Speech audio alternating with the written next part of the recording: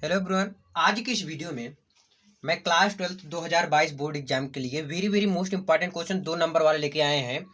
6 महत्वपूर्ण है, ठीक है। और शायद आपको कुछ क्वेश्चन ऐसे भी हो जो आपको नहीं बताए गए हैं लेकिन इंपॉर्टेंट है। ये वेरी वेरी मोस्ट इंपॉर्टेंट है। ये वीडियो आप लास्ट तक जरूर देखना।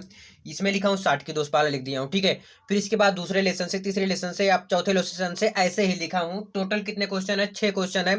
साथ में उत्तर भी साथ में लेकर आया हूँ। उम्मीद करता हूँ आपको आता भी होगा और साथ में देख भी लीजिए क्योंकि और क्लियर हो भी जाएगा। ओके, तो देखिए 60 की दोष। तो 60 की दोष होता क्या है? देखिए, ऐसा दोष जिसमें किसी ठोस से धनायन और ऋणात्मक यानी ऋणायन लिखे होते तब भी कोई दिक्कत नहीं होता। ऋणायन बराबर मात्रा में गायब होते, जिससे मतलब जब धनायन गायब होता है और ऋणायन भी गायब हो जाता है, इसी को क्या कहते हैं। लेकिन जितना धनायन गायब होगा उतना ही क्या होगा, आपका ऋणायन भी गायब हो जाएगा। उसी को क्या कहते हैं? 60 के दोष। जैसे दोष कभी कभी आ जाता है कि दोष कितने प्रकार के होते हैं। तो एक 60 की दोष हो गया, फ्रेंकल दोष हो गया, रिक्तिका दोष हो गया, अंतराकाशी दोष। तो मुख्यतः 4 दोष होते हैं।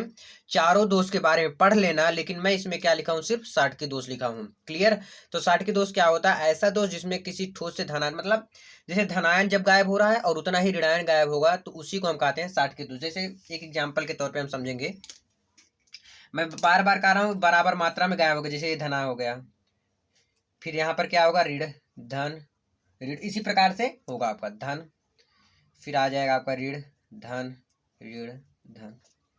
इसी प्रकार से minus plus, minus plus, minus plus. इसी प्रकार से आप और भी ले सकते हो। एक तरफ यहाँ पर देखिए minus plus, minus plus, minus, ठीक है। कम भी ले सकते हो, ज्यादा भी ले सकते हो, ठीक है। ध्यान दीजिएगा, इसमें कह रहा हूं जैसे ये माइनस गायब हुआ या तो ये प्लस गायब हुआ, तो ये प्लस जो है कहाँ जाएगा? इसके पास मान लो चला गया। और ये ऋण, ऋण क्या है? कहाँ चला गया आपका? ए यहाँ पर चला गया। यानी कि बराबर मात्रा में गायब होते हैं, यानी धनात्मक भी गायब होगा और ऋणात्मक भी गायब होगा। उसी को हम क्या कहते हैं? 60 की दोष कहते हैं। क्लियर नहीं हुआ? 60 की दोष वह दोष है जिससे धनायन और ऋणायन दोनों बराबर मात्रा में क्या हो जाते हैं? गायब हो जाते हैं। उसी को हम क्या कहते हैं? 60 की दोष। क्लियर? ठीक है। अब इसमें दोष, चारों दोष पढ़ लेना। 60 के दोष, प्रिंकल दोष, ये सब ठीक है, पढ़ लेना, अंतराकाशी दोष वगैरह। फिर हम आ जाते हैं अगले लेसन में। तो अगले लेसन में है, अगर आप कहो तो मैं डेली जो है एक एक लेसन से सिर्फ इंपॉर्टेंट क्वेश्चन कवर कर दूं ना।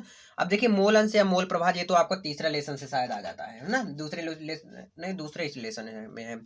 तो दूसरे लेसन में विलयन, मोलरता, मोललता, ये क्लियर कर लेना। मोलरता, मोललता, ठीक है, ये क्लियर जरूर करने लेना। इसको मैं इंक्लूड नहीं किया हूँ। मोल अंश, मोल प्रभाज शायद आपने पढ़े हैं या नहीं, आप कमेंट करके जरूर बताइएगा। क्या है मोल अंश या मोल प्रभाज? ध्यान दीजिएगा, किसी विलयन में विलेय या विलायक के मोलों की संख्या, विलेय भी बताया था क्या होता है, विलायक भी चीनी पानी का उदाहरण लेके बताया था। पहला लेसन जाके आप सर्च कर लीजिएगा, पूरा आ जाएगा। संख्या तथा विलयन के कुल मोलों की संख्या के अनुपात को विलेय या विलायक का मोल प्रभाज कहते हैं। फिर से देखते हैं, किसी विलयन में विलेय या विलायक, विलेय होगा या विलायक होगा, के मोलों की संख्या तथा विलयन के कुल मोलों की संख्या के विलेय या विलायक का मोल प्रभाज कहते हैं। जैसे मोल प्रभाज का एक फॉर्मूला होता है, क्या? मोल प्रभाज का फॉर्मूला क्या होता है? मोल प्रभाज equal to N upon small N plus capital N, ठीक है, ये बात याद रखना। तो मोल अंश, मोल प्रभाज, तो मोल प्रभाज बराबर ये होता है। अगर मैं कह दूं कि एक विलायक, कितने विलायक? एक विलायक का मोल प्रभाज बताओ, मोल प्रभाज क्या होगा? तो एक विलायक का मोल प्रभाज क्या होगा? एन बटे एन प्लस एन होगा, ठीक है, मोल प्रभाज।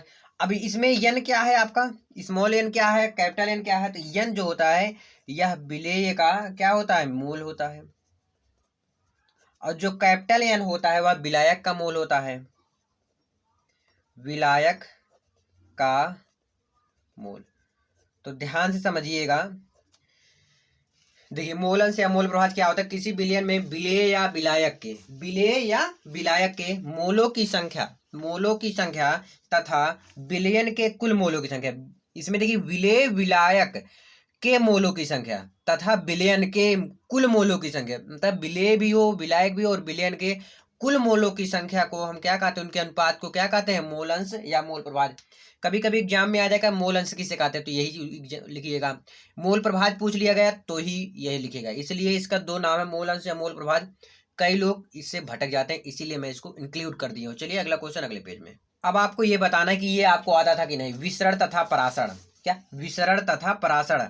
परासरण इसमें अंतर पूछता है। तो विसरण के लिए किसी माध्यम की आवश्यकता नहीं होती है, मतलब समझ रहे हो ना। ये मतलब चाहे जो नहीं और चला जाता है, कुछ पता इसका नहीं हो रहा था, चाहे इधर चला जाएगा चाहे इधर इधर, मतलब कुछ क्लियर नहीं रहता है। जबकि परासरण के लिए अर्धपारगम्य झिल्ली का होना अति आवश्यक होता है। अर्धपारगम्य झिल्ली क्या होता है, ये भी एक क्वेश्चन बनता है, तो उसको भी मैं बता दूंगा अगले वीडियो में, लेकिन इंपॉर्टेंट उतना नहीं है।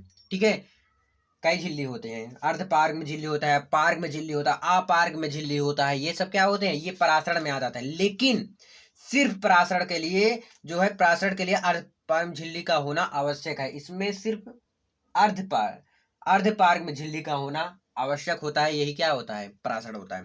और विसरण की क्रिया अधिक सांद्रता से कम सांद्रता की ओर होता है। जैसे मान लेते हैं हमारा 6 5, मतलब कम की ओर बढ़ता चला जाता है, 4 3, इन एग्जाम्पल के तौर पे बता रहा हूँ एक। यानी कि ये जो विसरण की क्रिया है ये अधिक से कम की ओर जाता है, ध्यान से सुनिएगा, अधिक से कम की ओर जाता है, जबकि यह क्रिया कम सांद्रता से अधिक सांद्रता, यानी कि ये एकदम उल्टा इसका है, 2 3 4 5 6 7, इस प्रकार से ये बढ़ता रहता है। ये क्या होता है, परासरण। परासरण क्या होता है, छोटे से बड़े की ओर बढ़ता है, जबकि विसरण सेम उल्टा होता है, बड़े से छोटे की ओर जाता है। क्लियर, विसरण परासरण में अंतर। अब देखिए, विसरण की क्रिया गैसों में होती है, परासरण की क्रिया प्रायः भिन्न सांद्रता के द्रवों में होती है। देखिएगा, विसरण की क्रिया कैसी होती है, गैस में होता है, और जबकि परासरण की क्रिया प्रायः भिन्न सांद्रता द्रवों में होता है। अगला आ जाता है वायल वांट हाफ का नियम। ये भी बहुत ज्यादा इंपॉर्टेंट है। क्या है, वायल वांट हाफ का नियम। क्लियर, स्टार्ट करूं। देखिए, इस नियम के अनुसार स्थिर ताप पर किसी विलयन का परासरण दाब उसकी सांद्रता के समानुपाती होता है। किसके समानुपाती होता है, सांद्रता के समानुपाती होता है। अभी मैं समझाता हूँ, इस नियम को वायल वांट हाफ का नियम कहते हैं। नहीं समझ में आया, फिर से एक बार पढ़िए, अभी तो समझ में आएगा। इस नियम के अनुसार स्थिर ताप पर किसी विलयन का परासरण दाब उसकी सांद्रता के समानुपाती होता है। यानी कि परासरण दाब क्या होता है, P, और सांद्रता C के क्या होता है, समानुपाती होता है। समझ में आया ना। यानी कि आप कह सकते हैं बस यही, P क्या हो गया, परासरण दाब सांद्रता के क्या होता है, समानुपाती होता है। इसे वायल वांट हाफ का नियम कहते हैं। वायल वांट हाफ का नियम किसे कहते हैं, किसी भी परासरण दाब और सांद्रता के अनुक्रमानुपाती होता है, इसे वायल वांट हाफ का नियम कहते हैं। क्लियर, फिर से देखिए, इस नियम के अनुसार स्थिर ताप पर किसी विलयन का परासरण दाब उसकी सांद्रता के समानुपाती होता है। यानी परासरण दाब सांद्रता के क्या होता है, समानुपाती होता है। इसी नियम को क्या कहते हैं, वायल वांट हाफ का नियम कहते हैं। नहीं समझ में, एक बार फिर से देखते हैं कि किसी भी परासरण दाब सांद्रता के समानुपाती होता है, उसी को वायल वांट हाफ का नियम कहते हैं। चलो अगला क्वेश्चन अगले पेज में देखते हैं। अगला क्वेश्चन है आपका राउल्ट का नियम। ये क्या होता है, राउल्ट का नियम क्या होता है, देखिए ध्यान से। किसी विलयन के वाष्प दाब में आपेक्षिक अवनमन विलय के मोलर प्रभाज के बराबर होता है। किसके बराबर होता है, मोलर प्रभाज के बराबर होता है। इस नियम को राउल्ट का नियम कहते हैं। किसके बराबर होता है, मोलर प्रभाज के बराबर होता है। अब मोलर प्रभाज जैसे बताया था भी ना, P माइनस पी एस बटे P किसके बराबर हो जाता है भैया, N बटे N प्लस कैपिटल N के बराबर हो जाता है। इसी को क्या कहते हैं, राउल्ट का नियम कहते हैं। क्लियर, ये इसका फॉर्मूला भी हो गया आपका। कह रहा है किसी विलयन के वाष्प दाब में आपेक्षिक अवनमन विलय के मोलर प्रभाज के बराबर होता है। किसके, विलय के मोलर प्रभाज के बराबर होता है। इस नियम को राउल्ट का नियम कहते हैं। जैसे P क्या हुआ आपका, P है आपका विलायक, विलायक का वाष्प दाब हो गया, विलायक का क्या हो गया, वाष्प दाब हो गया। पी क्या हो गया आपका, विलायक का वाष्प दाब हो गया। और पीएस क्या हो गया, विलयन का वाष्प दाब, विलयन का वाष्प दाब हो गया। और क्या बच रहा आपका, पी हो गया, पीएस हो गया। अब बच रहा है एन। एन है भैया विलय के मोलों की संख्या, मोलों की संख्या। और कैपिटल एन देख लीजिए, विलायक के मोलों की संख्या हो जाएगा। क्या हो जाएगा, विलायक के मोलों की संख्या। तो समझ में आया क्या मैं कहा, मैंने कहा क्या कि किसी विलयन के वाष्प दाब में आपेक्षिक अवनमन विलय के मोलर प्रभाज के बराबर होता है। अगला देखते हैं, क्वथनांक में उन्नयन। कभी कभी आ जाता है क्वथनांक उन्नयन किसे कहते हैं, और बहुत ईजी होता है। उन्नयन मतलब आगे बढ़ो, उन्नयन मतलब ऊंचा जाओ, मतलब आपको अपने लैंग्वेज में समझा रहा हूँ, ऐसा होता नहीं उन्नयन मतलब। देखिए, जब किसी विलयन की कोई अपद्रव्य मिलाया जाता है, जैसे कोई अपद्रव्य चीज उसमें मिला दिया जाता है, जैसे चाय बना रहे उस पर आप नमक मिला दिए, तो मतलब उल्टा चीज आप मिला दिए ना, तो उसके क्वथनांक में वृद्धि हो जाती है। तो क्वथनांक में होने वाली वृद्धि को क्या कहते हैं? क्वथनांक उन्नयन। मतलब वृद्धि, मैंने अभी कहा ना, उन्नयन मतलब ऊंचे, यानी वृद्धि हो रही है। जैसे किसी भी चीज में कुछ मिला दिया जाए, कोई अपद्रव्य चीज, अभी जैसे है आप कोई रिएक्शन कर रहे हो तो उसमें गलत केमिकल मिला दिए तो जल भी सकता है, मतलब उसमें से आग भी निकल सकता है, या कुछ भी हो सकता है। जब उल्टा चीज आप मिला देंगे क्या हो सकता है? कुछ भी हो सकता है ना। तो उसमें जैसे अगर क्वथनांक उन्नयन आप कर रहे हैं तो उसमें अगर कुछ अपद्रव्य चीजें मिलाते हैं तो क्या हो जाता है? उसमें वृद्धि हो जाता है, और इसी को क्या कहते हैं? क्वथनांक उन्नयन कहते हैं। और इसे कभी कभी पूछ लिया जाता है कैसे पता करते हैं, तो इसे डेल्टा टीबी से प्रदर्शित करते हैं। क्या करते हैं? डेल्टा टी से प्रदर्शित करते हैं। तो क्वथनांक उन्नयन क्लियर। जब किसी विलयन में कोई अपद्रव्य चीजें मिला दिया जाता है तो उसमें क्या हो जाता है? वृद्धि हो जाती है, और इसी को क्या कहते हैं? क्वथनांक उन्नयन कहते हैं। आई होप समझ में जरूर आया होगा। मिलते हैं नेक्स्ट वीडियो में। प्लीज इसको लाइक जरूर करिएगा। धन्यवाद।